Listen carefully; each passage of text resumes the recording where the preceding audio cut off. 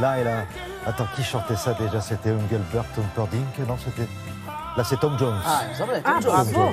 Quand même. Ouais, On la va voix. quand même quoi, Non, quand on dit même, c'est classique, s'il vous faire plaît. quand même. Non, mais la voix. Bon, je peux vous faire Tom Jones, hein, n'insistez pas, me poussez pas. Vous Ah, aimez si. la décoration, Loïc? Vous aimez les arts décoratifs dans la plus pure tradition?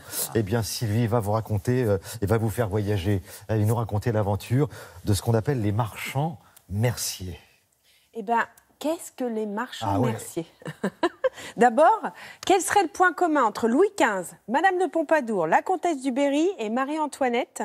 Ils avaient un bon coup de fourchette. Eh ben, sûrement. Mais pour avoir des intérieurs extrêmement luxueux, ils réalisent des achats chez les marchands merciers.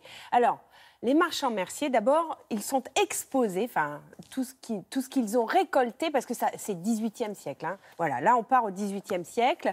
On se retrouve au musée Cognacq-G, à Paris, pas loin d'ici, pour une exposition appelée La Fabrique du luxe, les marchands merciers parisiens du 18e siècle. Alors ça, on ouvre la porte et c'est la caverne d'Ali Baba des passionnés de métiers d'art et de décoration.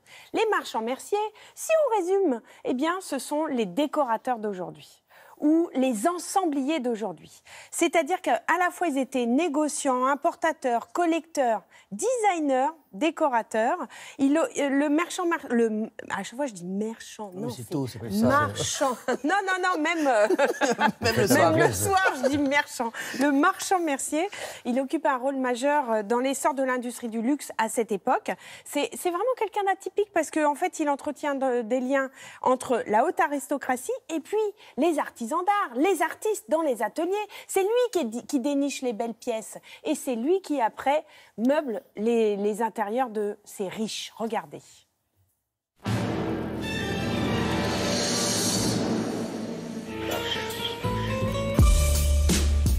Le musée Cognacq-G a souhaité proposer une exposition consacrée aux marchands merciers, car c'est une manière de remettre en lumière toutes les créations du luxe parisien au XVIIIe siècle.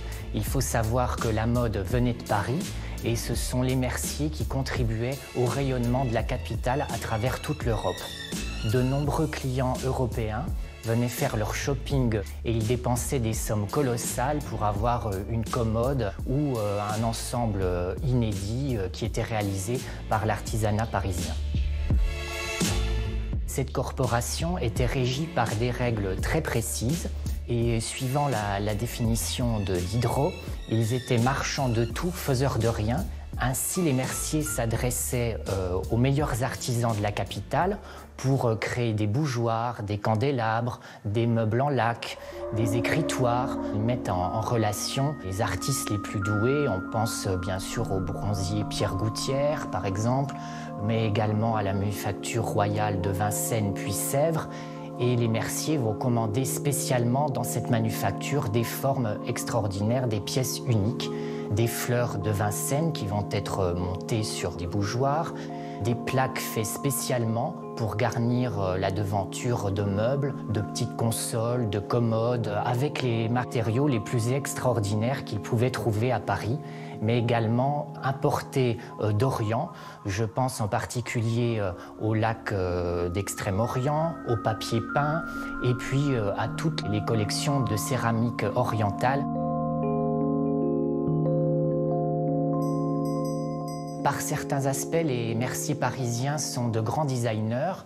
Je pense en particulier à une paire de vases qui montre une porcelaine Céladon du XVe siècle. Et le design de ces pièces est tout à fait avant-gardiste, puisqu'avec ces anses en forme de fleurs de pavot, on a l'impression de voir des œuvres d'Émile Gallé. Les merciers répondent aux exigences des plus grands seigneurs.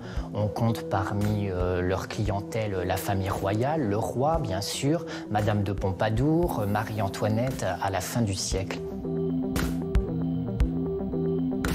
Ils sont à la fois visionnaires, créateurs, c'est-à-dire que ce sont eux qui établissent la mode à Paris dans les intérieurs. Hein. Bah, ça s'appelle la fabrique du luxe, voilà. Tout simplement. Les marchands... Vous voyez, Les Les marchands marchands merciers. merciers. Ouais. Parisien au XVIIIe siècle. C'est jusqu'au 27 janvier 2019. C'est au musée Cognac-Jay à Paris. Vraiment, n'hésitez pas. Et pour moi, les enfants, eh ben oui, si vous avez des petits bouts, emmenez-les à la galerie d'exposition des Gobelins, parce qu'il y a des ateliers gratuits. Et en fait, ils se déguisent, tout ça, pour entrer en communion avec les tapisseries qui sont exposées dans la galerie des Gobelins. C'est jusqu'au 6 janvier.